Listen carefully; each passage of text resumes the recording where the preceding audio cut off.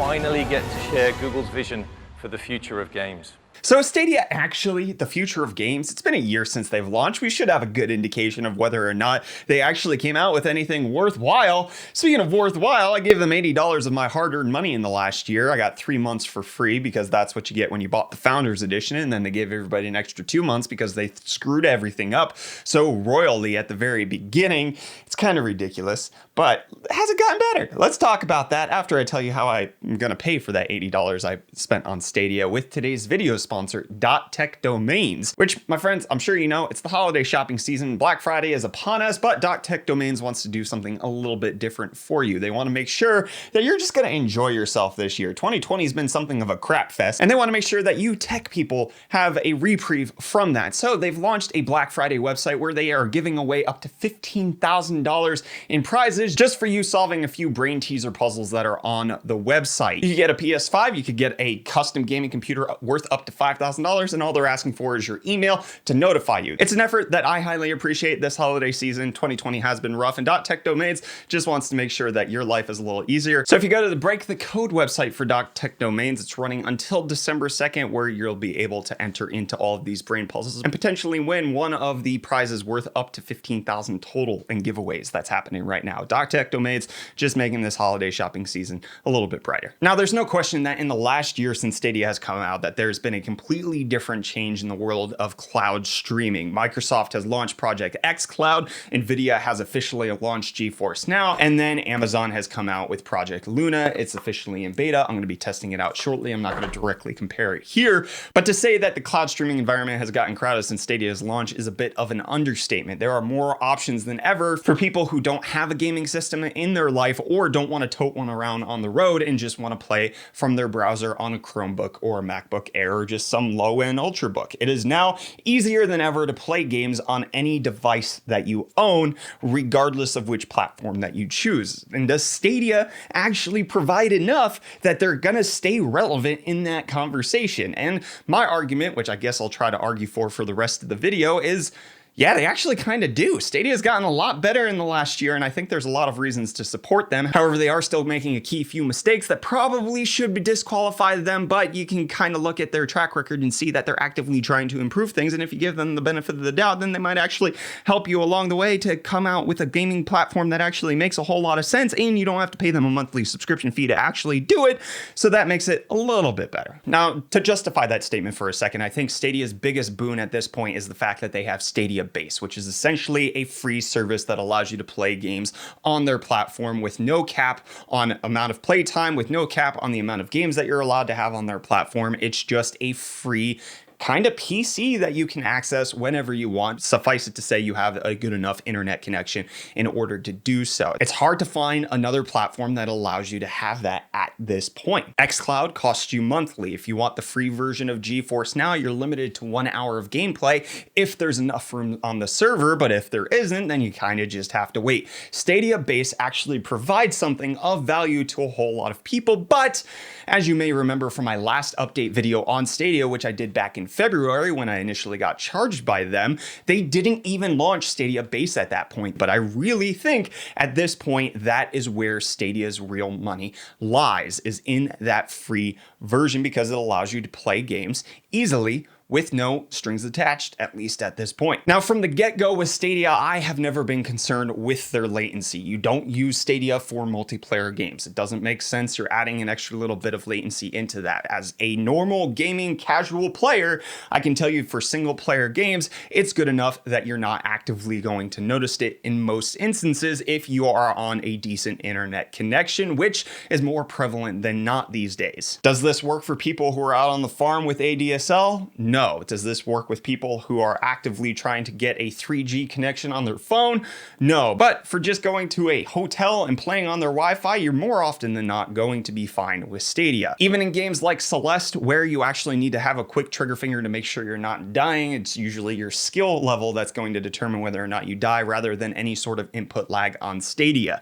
Now, there still are a few issues with Stadia's quality. Things do kind of look butt at 1080p. They do promise 4K support if you're playing with was Stadia Pro, but that's not available on all devices at this point. But 1080p honestly just looks like 720p if you were playing it on an actual computer, but that's kind of what you get when you're compressing things over the internet to play them via cloud streaming. I think latency and the quality of the visuals are the two big hiccups. Latency, I think, is a non-argument for most people who are actively going to be using Stadia. It's not necessarily great for esports titles or anything that you need to be competitive in, but thankfully Stadia doesn't even include those in their game titles, so it doesn't even matter at this point. But the quality is still something I think Stadia needs to do something to address, either with their compression algorithm, which they're allegedly working on. They're supposed to be getting the AV1 codec to help reduce the amount of data consumption that happens with what they're streaming, so that should be something good in the future, but it's not quite here now. And that was kind of the negative reception of Stadia at the very beginning. Whatever they promised, it's not quite here now. In fact, they released a controller that has two buttons on it that were effectively useless at launch, the capture button and the Google Assistant button. And they're not so much useless now, but we're still waiting on a lot of features that Stadia promised, such as crowd play in video games, where somebody is streaming the game and you can actively jump into their game in order to play it. Or the fact that you could use the Google Assistant button to get information on the game that you're playing. That doesn't exist yet. However, that doesn't mean that Google hasn't been making updates to Stadia over the course of the last year. When I did this video back in February, I was kind of frustrated at that point because it had been 69 days since Google had said anything about the Stadia project. But since that video, there have been quite a few developments that have taken place. So I just want to kind of walk you through what's going on over the course of the last year with Stadia updates. So 1 month after launch, we finally got achievements. I'm so glad they did that. That was the biggest update that they made to the platform as of February of this year. But after February, they got their act together. 4 months after launch, you finally used the capture button that was on here, but only on the web, not on Android or any other streaming versions that you were using. 4 months after launch, they also announced the new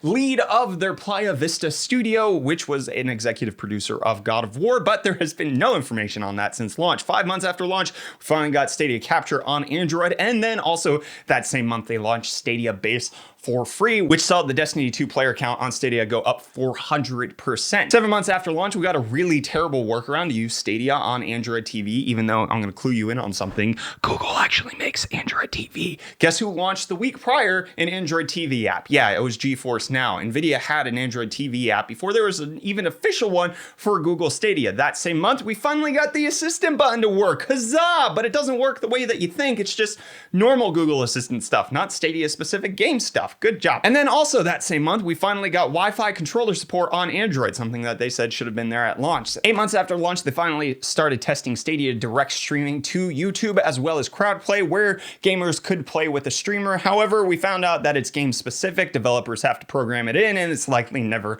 going to be a big feature of the platform at all. 10 months after launch, Google released a brand new Chromecast, which has the same functionality as the Chromecast Ultra, but guess what? Stadia is not supported. It's not going to be supported until 2021. Really good way to show us that you're actively supporting the platform, Google. 10.5 months after launch, we finally got access to USB-C headsets out of the controller, as well as tandem controller, which allows you to plug another controller into the USB-C port on the Stadia controller and then play over Wi-Fi that way. So it's kind of just like mixing and matching. You can have a PS4 controller that's connected to your Stadia controller that's delivering the inputs over the internet. Then that same month, we finally got official mobile data streaming. You want to play Stadia out in the open? Well, before that, it was an experimental feature. It only took 10.5 months for them to make that a reality. 11.5 months after launch, we finally got family sharing, where if you have a Google family group, then you can share your Stadia games amongst them. 11.9 months after launch, just earlier this month, we finally got the ability to easily share clips on Stadia, because before that, you had to either download it or you had to upload it to YouTube and share that link. Now they finally give you a link that you can share. Then 12 months after launch, which is basically right now, it's finally rolling out to iOS,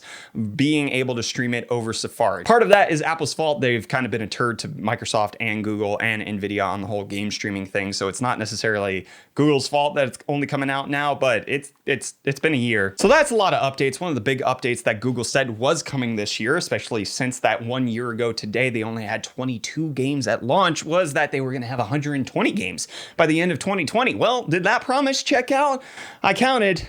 And actually, yeah, they did. 110 plus games as of right now. There are a few collections in that 110 games. So I think if you unpack that and unzip it, it might reach that 120 mark. But we also have a month left before games come out. Cyberpunk obviously going to be added to that list. So they're actually really quite close to that promise of 120 games. And if we're talking about quality of games, some of them are a little suspicious, like the fact that there's a Pac-Man Battle Royale and a Super Bomberman Battle Royale that are Stadia exclusive somehow, and it's a really weird situation where nobody would actually want to play that. But then you have other games such as the last year's Game of the Year, Sekiro Shadows Die Twice, Assassin's Creed Valhalla, Watch Dogs Legions. It has a lot of games that are actually really quite good, but it doesn't have things like Call of Duty or Horizon Zero Dawn, Death Stranding, no Witcher 3 right now, or not even my Game of the Year, Hades, which can run on basically a potato. It's clear that Stadia is good for some games, but it's not going to be the be-all end-all if you want to play every game on a single platform. No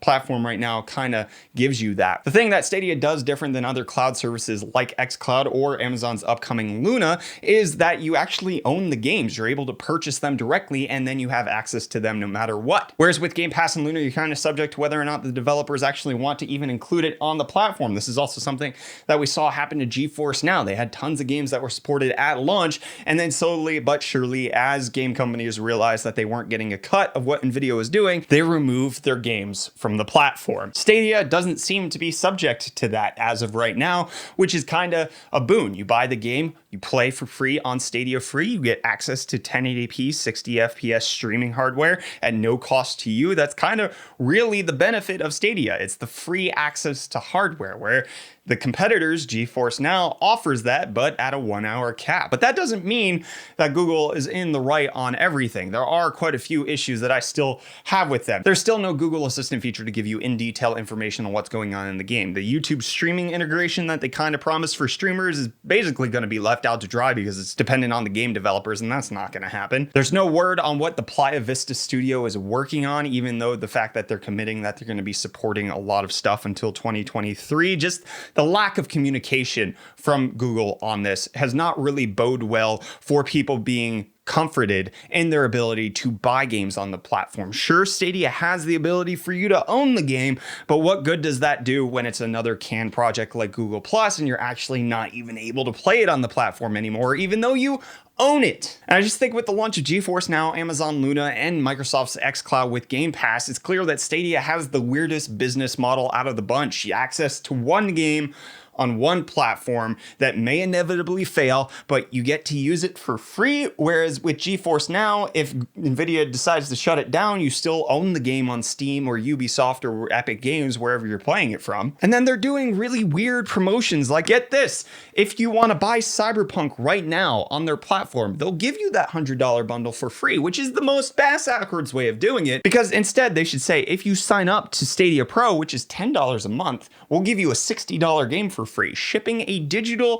$60 game versus shipping $100 worth of product probably is the easier route. No logistics, just straight delivery. And then if people take you up on it, that's when you pay for it. But if not, you get people to sign up for Stadia Pro. You hold on to their subscription for a year like me, and then it's finally paid off. It doesn't seem like they're trying to actively bring people in the platform in the correct way, which I also have this issue with GeForce Now, because Nvidia did the same weird promotion where if you bought an RTX 3080 graphics card, you got GeForce Now for free, which doesn't make any sense because the whole point of game streaming is the fact that you don't have access to the hardware. Why would I stream it from GeForce Now when I have a 3080 in my system? I guess when I'm on the go, that kind of makes sense, but why wouldn't I just get the free version? Why would I want the Founders Edition?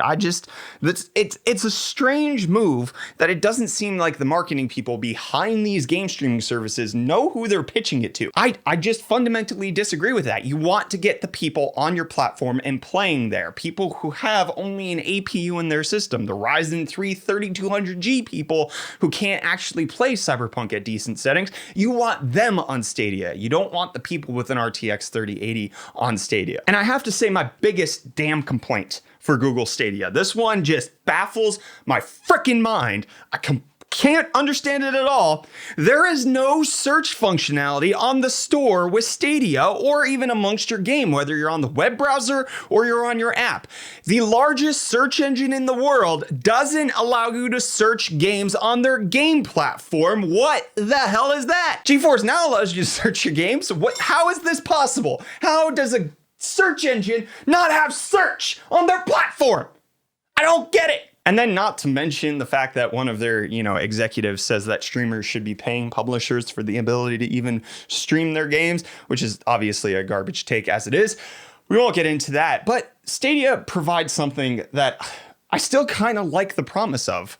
I like the idea of cloud gaming because it allows you to play video games when you don't have access to hardware. It's something that I would have loved as a kid, where I only had my parents' office PC. Obviously, at that time, I didn't have the internet connection that was necessary, but if things like Starlink and otherwise take off, you might be able to actually get really good gaming experiences on the go. And Stadia still has a lot of promise. 1 year later, I don't think they failed. I think they took a long time to launch what was the best aspect of their platform, which is Stadia Base, where you don't pay anything and then you get access to the games.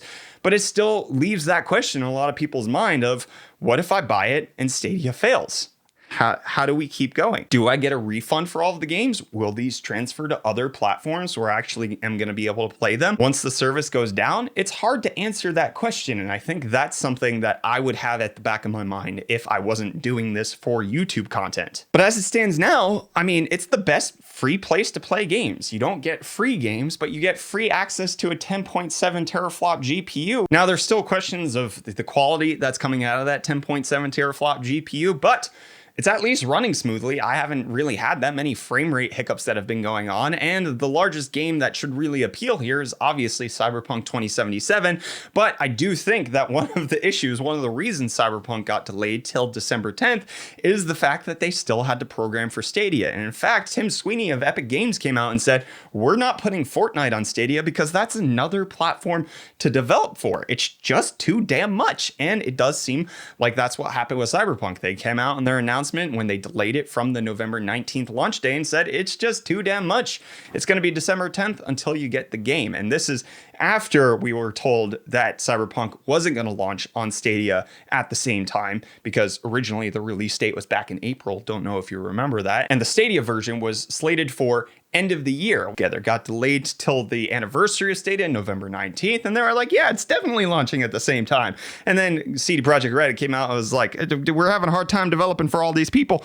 And yeah, now it's all going to launch together, which I guess might be a boon for Stadia, but probably something that should have happened a long time ago. Thankfully, it didn't, because Stadia needed to develop to be at the place where it's at now, where you can play for free and get access to all of this stuff. However, the fundamentals have been there the entire time. I haven't had issues with the latency. Honestly, the quality of the game streams isn't really such a big deal if it's the only thing you can do. That's kind of who I pitch cloud streaming for. It's for the people who don't have access to things. So if it's the best you can do at the moment, then it's fine. I don't know if this is enough to convince anybody to join Stadia. I don't know if this is enough to get people in on the idea that cloud streaming is where they should be putting their money, if they should be buying games on the platform. But at this point, I'm going to be canceling my Stadia Pro subscription. However, I do think that I'm still going to be playing games on Stadia. It's still something that's worthwhile in case you want to bring a crappy system with you on either a vacation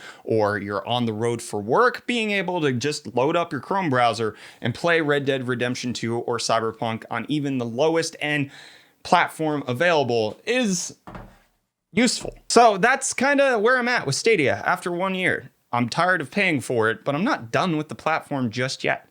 Have you been using Stadia? Do you like it? Are you mainly concerned about the latency? Are you mainly concerned about the quality? Are you concerned about Google shutting it down? I want to hear from you down below in the comments. And while you're down there, right above there is the description where you should click on today's video sponsor, .tech Domains, because they don't want you to buy anything from them. They just want to give you fun and access to potentially winning some free prizes. So check that out at the link in the video description. Go to the Break the Code website from .tech Domains and check them out. And with that being said, I'm Brett with the UFD Tech Channel. This is our Stadia 1 year in review. Hit the like button if you enjoyed the video. Get subscribed to stay up to date on all of our tech related content, and I'll see you in the next one. Cheers.